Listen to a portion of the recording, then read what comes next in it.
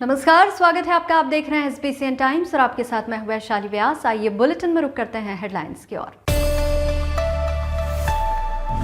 Railway परिसर में जमा हो रहा था बारिश का पानी। शिकायत के बाद नगरपालिका ने दीवार तोड़कर पानी की निकासी का किया रास्ता।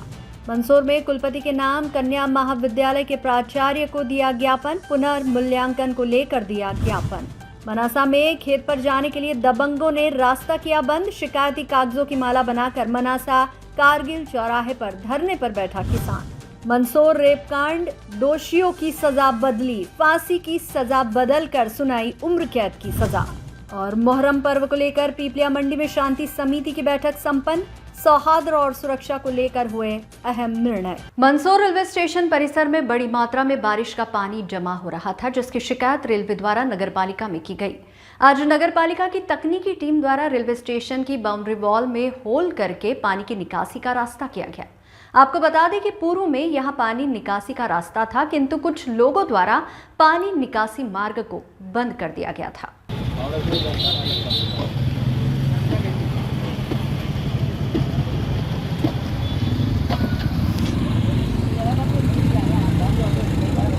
मंदसौर शहर में पिछले दिनों हुई झमाझम बारिश से जहां शहर के कई क्षेत्रों में जल भराव की स्थिति निर्मित हो गई थी, तो वहीं इससे रेलवे भी अछूता नहीं रहा।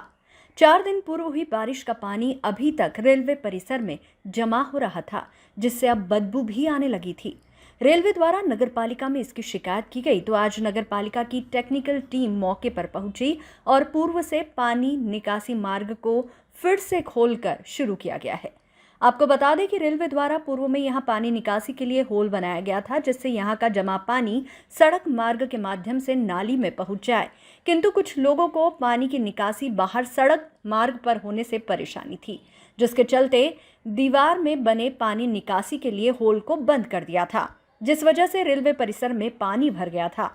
आज रेलवे की शिकायत के बाद नगर पालिका की टीम द्वारा पानी निकासी का मार्ग फिर से शुरू किया है। इस दौरान रेलवे इंजीनियर व रेलवे पुलिस भी मौके पर मौजूद रही, तो नगरपालिका से राजस्व प्रभारी राजेश दावरे टीम के साथ मौजूद थे।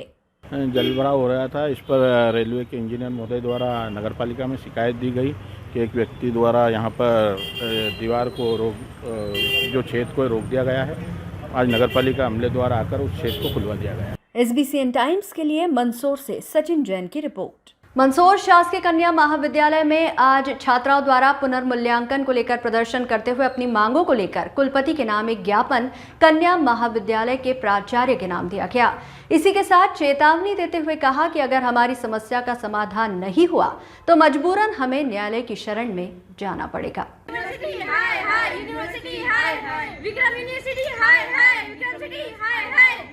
मंदसौर शासकीय कन्या महाविद्यालय में आज छात्राओं द्वारा प्रदर्शन करते हुए एमए सेकंड सेम इंग्लिश में पोएट्री विषय की उत्तर पुस्तिका का पुनः मूल्यांकन किए जाने की मांग की गई है।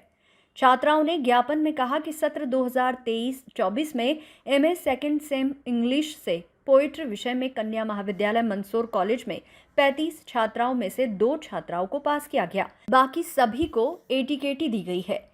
इसी प्रकार सत्र 2025 में पुनः एटीकेटी परीक्षा दी गई, जिसमें 2 छात्राएं पास हुई है, बाकी सभी छात्राओं को पुनः एटीकेटी दे दी गई है।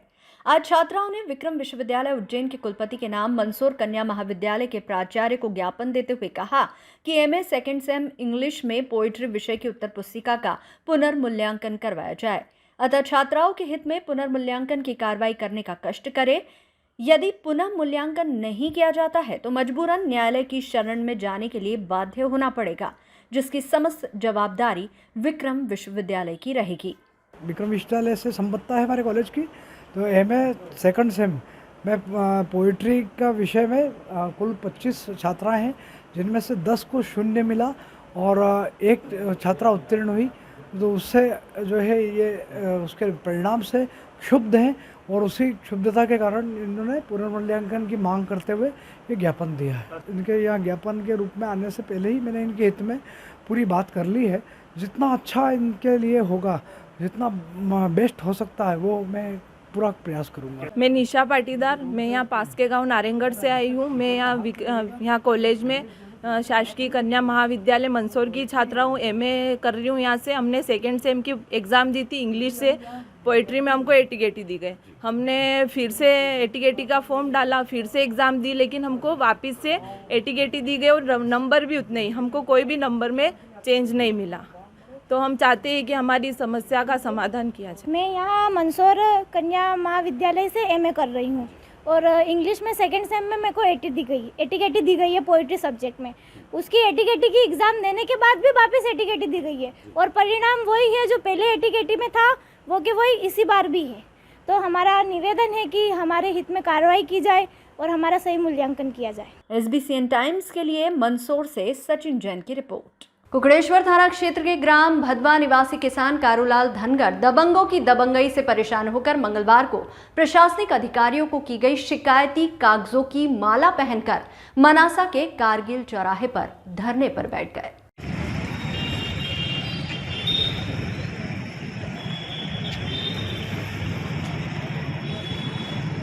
किसान कारूलाल धनगर का कहना है कि गांव के पास मेरे 5 बीघा खेत है।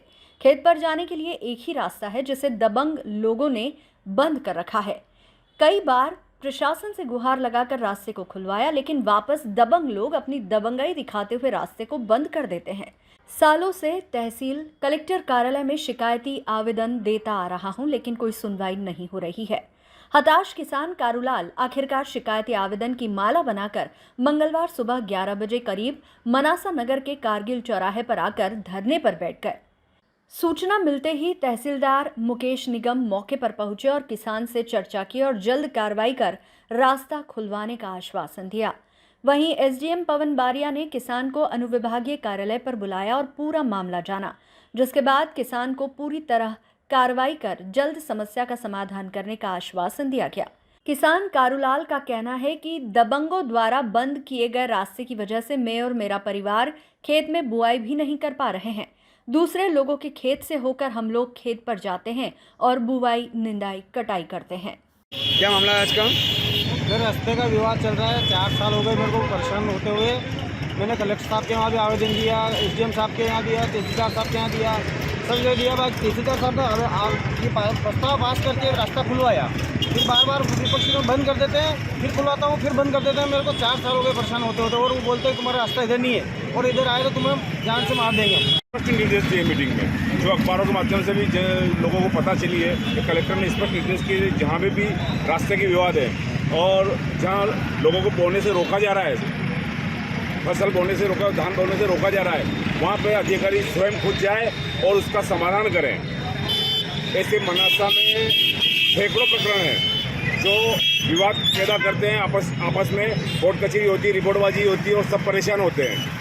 तो अधिकारी, जो राजस्व अधिकारी है, उन लोगों को जाकर ऐसे मामलों में तत्काल मौके पे जाकर तत्काल समाधान निकलना चाहिए। कलेक्टर साहब के आदेश का पालन करना चाहिए ताकि आपसी विवाद न बने और कोई परेशान न हो। ऐसे विकलांग व्यक्ति, ये भदवा के ऐसे विकलांग व्यक्ति परेशान हो रहे हैं, तो इनके ऊपर तो दया करें कि यहाँ के राजस्व अधिकारी इनके साथ जाए।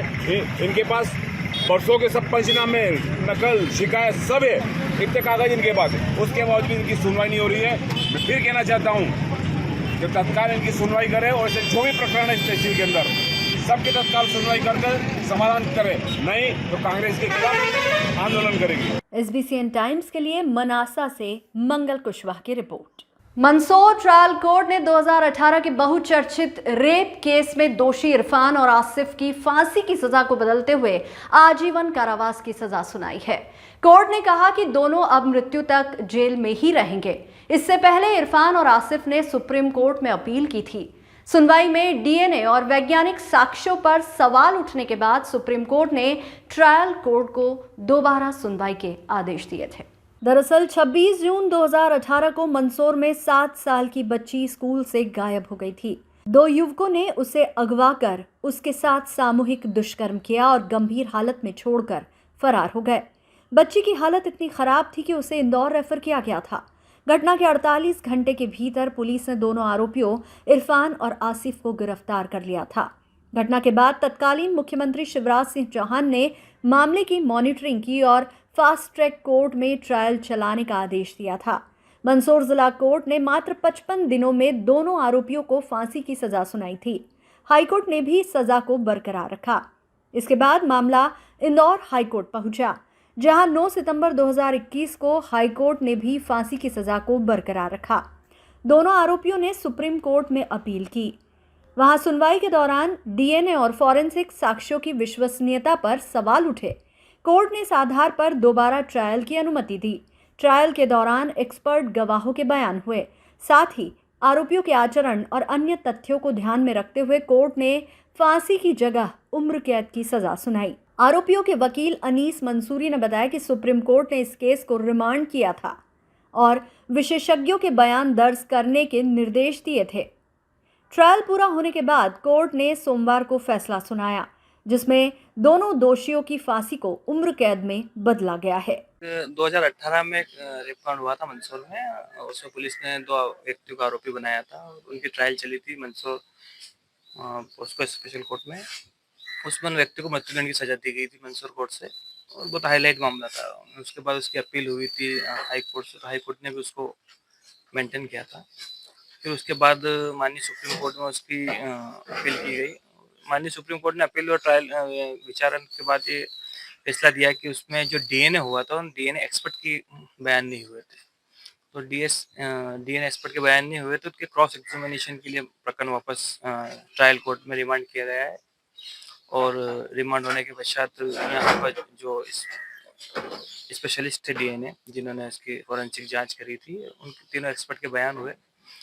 और आरोपीगण के जो आचरण वगैरह 7 साल से जो लगातार कस्टडी में है, उन आचरण वगैरह को सबको देखते हुए पूरी ट्रायल और पूरी केस की फाइल को, जजमेंट को, पूरी फाइल की ट्रायल को देखते हुए माननीय सेकंड अपर न्यायाधीश महोदय श्रीमती शिल्पा तिवारी साहब के यहाँ से जजमेंट हुआ आज दिनांक को। उसमें जो डेथ कैंसिल था, जो मृत्युदंड की सजा थी, उसको कन्वर्ट करके आजीवन कारावास किया गया है।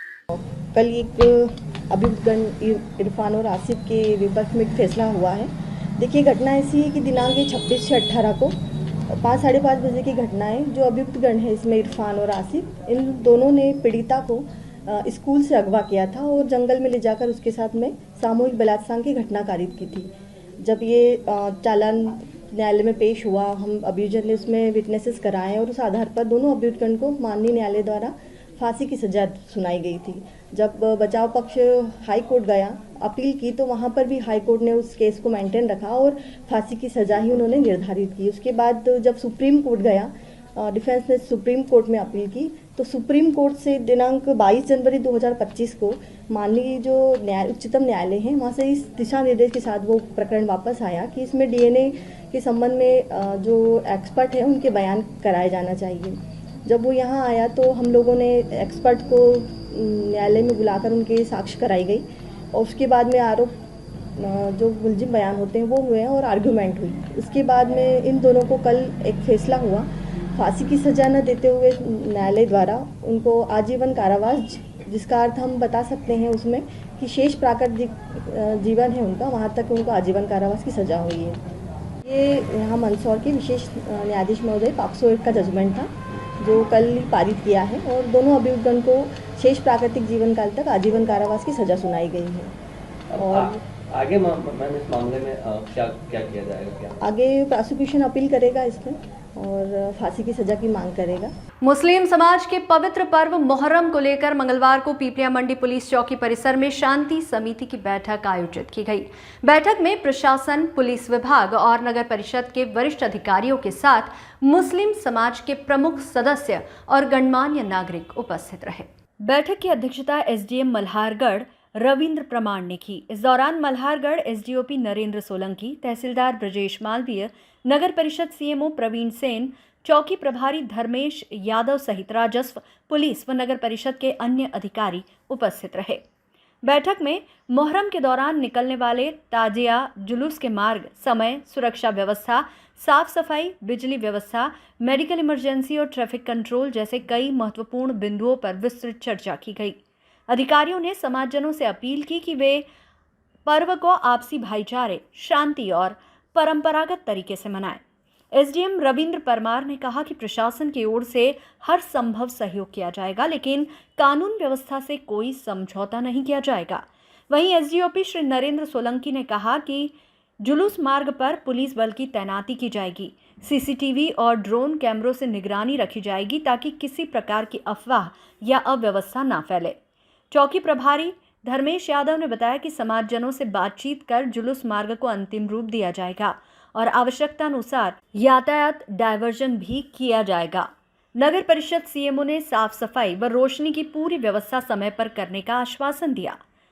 मुस्लिम समाज के वरिष्ठ जनों ने प्रशासन को पूर्ण सहयोग का भरोसा दिलाते हुए कहा कि मुहर्रम एक श्रद्धा और शौर्य का पर्व है, जिसे वर्षों से शांति और सद्भावना के साथ मनाया जाता रहा है। बैठक में नगर के मौलाना, समाजसेवी, पार्षदगण, पत्रकार एवं अन्य गणमान्य नागरिक बड़ी संख्या में उपस्थित रहे।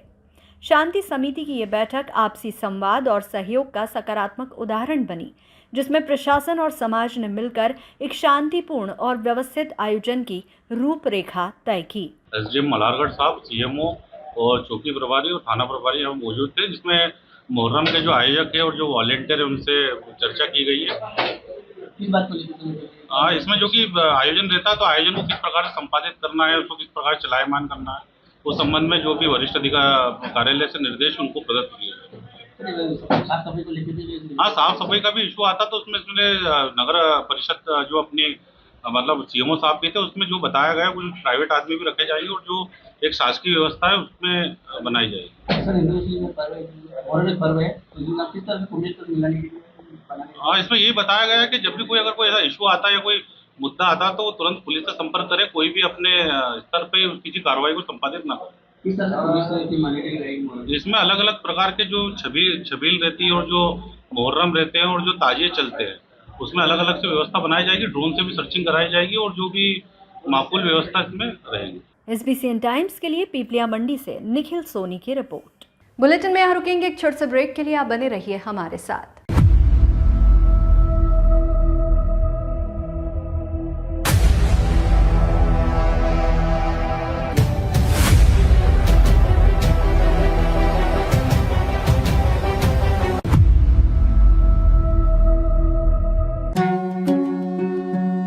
श्री बालाजी केबल नेटवर्क, आपके व्यवसाय की उड़ान का नया आधार। आपका व्यवसाय श्री बालाजी केबल नेटवर्क पर विज्ञापन देकर लाखों दर्शकों तक पहुंच सकता है। हर दिन हजारों घरों में हमारी केबल सेवा पहुंचती है। विशेष ऑफर, पहले 3 महीने के लिए स्पेशल डिस्काउंट। फायदे, आपके विज्ञापन की ब्रांडिंग स्थानीय स्तर पर, कम लागत में अधिक दर्शक, हर प्रकार के व्यवसाय के लिए उपयुक्त। अभी संपर्क करें नेमीचंद राठौर 9425369602 7000409673।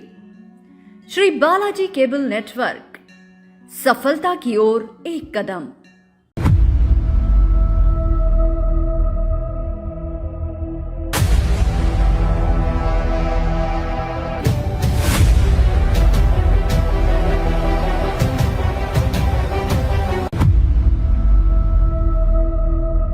यदि किसी महिला को अपनी पीड़ा सुनाने के लिए कलेक्टर कार्यालय लोट लगाते हुए आना पड़े तो ये सरकारी तंत्र की कार्यप्रणाली पर सवाल खड़े करती है। ऐसा ही एक मामला मंगलवार को जिला कलेक्टर कार्यालय में जन सुनवाई में देखने को मिला।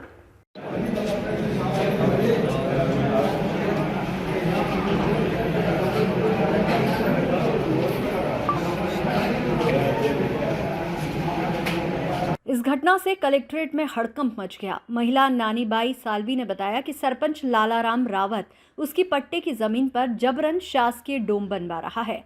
कई बार जन सुनवाई में शिकायत की लेकिन कोई सुनवाई नहीं हुई।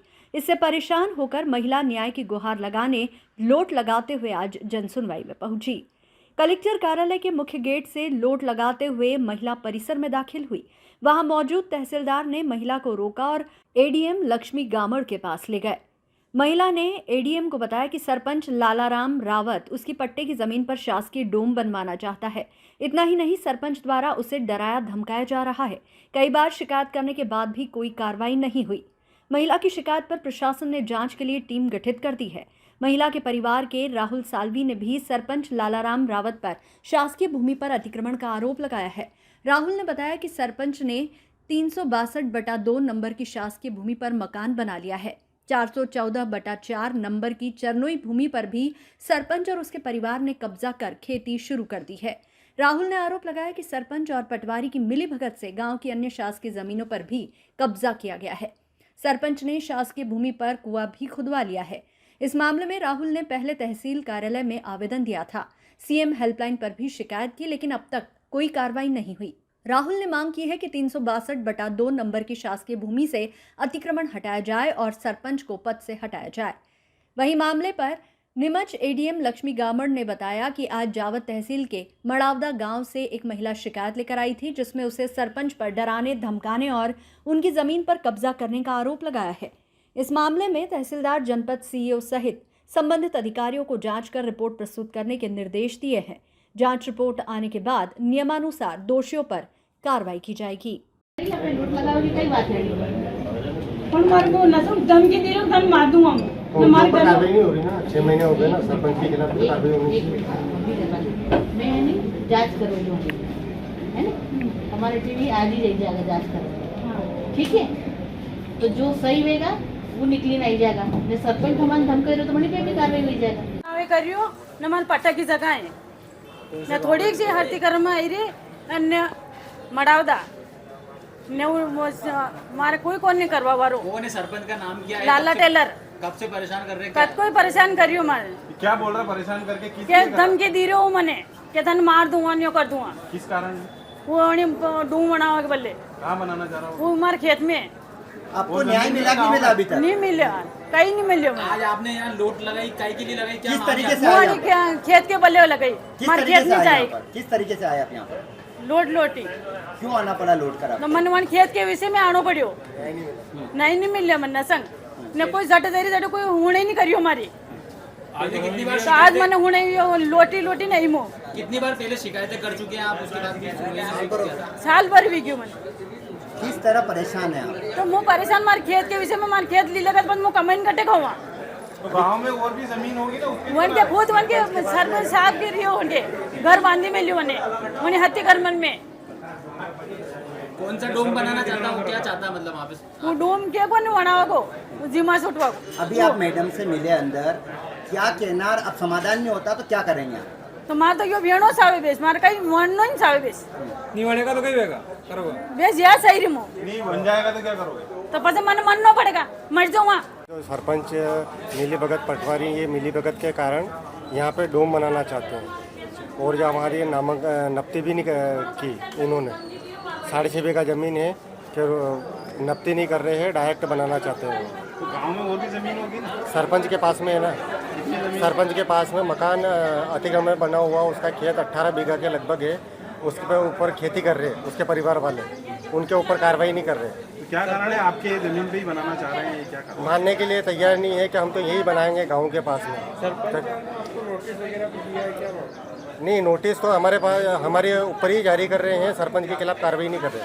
नीमच जन सुनवाई में मंगलवार को उस समय हड़कंप मच गया जब ग्राम चैनपुरा खदान की अन्नू कंवर हाथ में कीटनाशक की शीशी लेकर कलेक्टर कार्यालय पहुंची। महिला धरने पर बैठ गई। उसने कहा 2 साल से शिकायत कर रही हूं लेकिन कोई सुनवाई नहीं हुई। अब आत्महत्या के अलावा कोई रास्ता नहीं बचा। अन्नू कंवर मेरा नाम। क्या है आपके हाथ में? क्या है ये जेर है। क्यों लेके आए आप? क्योंकि मैं बहुत परेशान हूँ, इसलिए मेरे को सुनने नहीं हो रही। इसलिए काफ़ी दिनों से परेशान हूँ। घर पे जाऊँ तो आतंकवादी मुझको जीने ही नहीं रहता। लेडीज से सबसे गाली धमकाना आते, जेल भेजने की धमकियाँ देते, ऐसी वैसी गिल्लत गाली गलौज करते हैं हमारे को। मैं परेशान हुई अभी कुछ नहीं करना चाहती, यहीं रहना चाहती, कहीं जाना ही नहीं चाहती। अन्नू कंवर ने बताया कि 2022 से लगातार जिला प्रशासन और संबंधित विभागों से शिकायत कर रही हूँ, कोई कार्रवाई नहीं हुई। न तो वह अपनी जमीन पर ठीक से आ जा सकती है, न कोई अधिकारी उसकी बात सुन रहा है। जन सुनवाई स्थल पर उसने कहा, मैं बहुत परेशान हूँ, सब जगह गुहार लगाई, अब अगर मेरी बात नहीं सुनी गई तो यहीं जहर पी लूंगी। घटना की जानकारी मिलते ही नीमच एसडीएम संजीव साहू, तहसीलदार और नायब तहसीलदार मौके पर पहुंचे। उन्होंने महिला को समझाया और तहसील कार्यालय ले गए। अधिकारियों ने उसे आश्वासन दिया कि मामले की निष्पक्ष जांच कर उचित कार्रवाई की जाएगी। एसडीएम संजीव साहू ने बताया कि दोनों पक्षों की शिकायतें मिली है। जांच में सामने आया कि दोनों ने शासकीय भूमि पर अतिक्रमण किया है। दोनों को समझाकर समाधान निकालने की कोशिश की जाएगी। ये घटना प्रशासन की कार्यशैली पर सवाल खड़े करती है। अगर समय पर सुनवाई नहीं होती तो महिला को आत्महत्या की चेतावनी नहीं देनी पड़ती। हम ये सब में चले गए, हमारा 2022 से केस चल रहा और मेरे को बोलते आते आते 2022 से मेरे को आते आते थक चुकी हूँ। मैं दान की मजदूरी करके मेरे बच्चे के पेट भर रही हूँ और वो प्यून ने भी मेरे को जान से मारने की धमकी दे रखी। यहाँ आते तो कोई अधिकारी हमारी कोई सुनाई भी नहीं कर पा रहे। आके तक गई मैं बार बार परेशान करते हैं। आते तो हाँ आ रहे हैं कोई सुनाई नहीं कर रहे। नहीं तो तहसीलदार साहब करे, नहीं कलेक्टर साहब करे, सारे के सारे हमारे को सुनाई कर ही नहीं पा रहे। नहीं आते तो कहते हमारे क्या सुनवाई नहीं कर रहे, क्या मामला? हमारे रास्ते नहीं खोल रहे हमारे। कौन नहीं खोल रहा? किस मांगू सिंह और मोहन सिंह, फोरू सिंह, लाल सिंह, गुमान सिंह, बब्बू सिंह, ये सारे आरोपी। आपकी जमीन पे मतलब रास्ता ना, हमारे जमीन है, साक्षी जमीन है, उनकी भी हमारी भी साक्षी जमीन है। हमारे गाय डांडे गाड़ी घोड़ा आने जाने का रास्ता बिल्कुल उसने जाम कर दिया। मेरी बीघे नहीं है, थोड़ी सी इतनी पट्टी है, ज्यादा नहीं। हमारा आने जाने का रास्ता है, उसने भी निवान कर लिया हमारे साक्षी भूमि में, उसने रास्ते के ऊपर। और मैंने ये विरोध होते हुए उसको शिकायत करते करते भी ये सारे अधिकारी उसको स्वयं दे के उसने निवान करवा दिया। पटवारी ने, तहसीलदार साहब ने, सारे हमारी सुनने नहीं की। क्या चाहते हैं? हम रास्ता चाहते हैं, हमारा रास्ता से हम ये जेल लेके आए। बहुत काफी दिनों से परेशान है, इसलिए ये चैनपुरा की महिला है और अभी आपको तहसीलदार साहब ने भी बताया कि शासकीय भूमि पर अतिक्रमण को लेके केस चल रहा है। तो अभी उनको हम तहसील ले जाके उनकी समस्या का उनको समझाएंगे और जो है दोनों पक्षों को बिठा के उनका समाधान करेंगे। जहाँ तक शासकीय भूमि पर अतिक्रमण का सवाल है तो वो उसकी जांच चल रही है और अगर उसमें शासकीय भूमि पर अतिक्रमण पाया जाता है तो उसमें दोनों को हम जो है शासकीय महिला जहर लेकर धरने पे बैठी थी, उसको उठा दिया गया, क्या पूछ रहा था? हाँ, अभी हम उनको तहसील लेके जा रहे हैं, उनकी समस्या सुनते हैं और उसका निराकरण करेंगे। ये जिनके खिलाफ महिला शिकायत कर रही है चैनपुरा की है, अन्नू कुंवर नाम है। तो इनका और सामने वाली पार्टी दोनों का शासकीय ज़मीन पर अतिक्रमण है। तो इनकी शिकायत है कि सामने वाले ने जो अतिक्रमण किया है इससे इनके घर का रास्ता बंद हो गया है। लेकिन हम 3 तहसीलदार गए थे और मौका देख के आए हैं 2 दिन पहले। इनका कोई रास्ता बंद नहीं है, मुख्य मार्ग से इनका घर लगा हुआ है और उससे आने जाने का इनका रास्ता है और कोई रास्ता बंद नहीं है। घर के पीछे इन्होंने बाड़ा बना रखा है, मतलब शासकीय ज़मीन पर अतिक्रमण कर रखा है। उसके पीछे मांगू सिंह करके एक व्यक्ति है, उसने अतिक्रमण किया है। तो इनका कहना है कि वो अतिक्रमण हटाया जाए। रास्ता बंद है, उसको लेकर क्या कुछ रहेगा सर? रास्ता कोई बंद नहीं, इनका रास्ता चालू है। अभी महिला जहर लेके भी आई थी, क्या कुछ समाधान निकलेगा? हमने सामने वाले का अतिक्रमण हटाने का ऑर्डर कर दिया है, लेकिन सामने वालों का कहना है कि इनका भी शासकीय ज़मीन पे है, वो भी हटाएं। तो इनकी जांच चल रही है, अगर इनका शासकीय ऑर्डर हुआ इनके खिलाफ तो इनका भी हटाएंगे, दोनों का हटा देंगे। इस बुलेटिन में फिलहाल इतना ही। लगातार न्यूज अपडेट्स के लिए देखते रहिए SBCN टाइम्स। नमस्कार।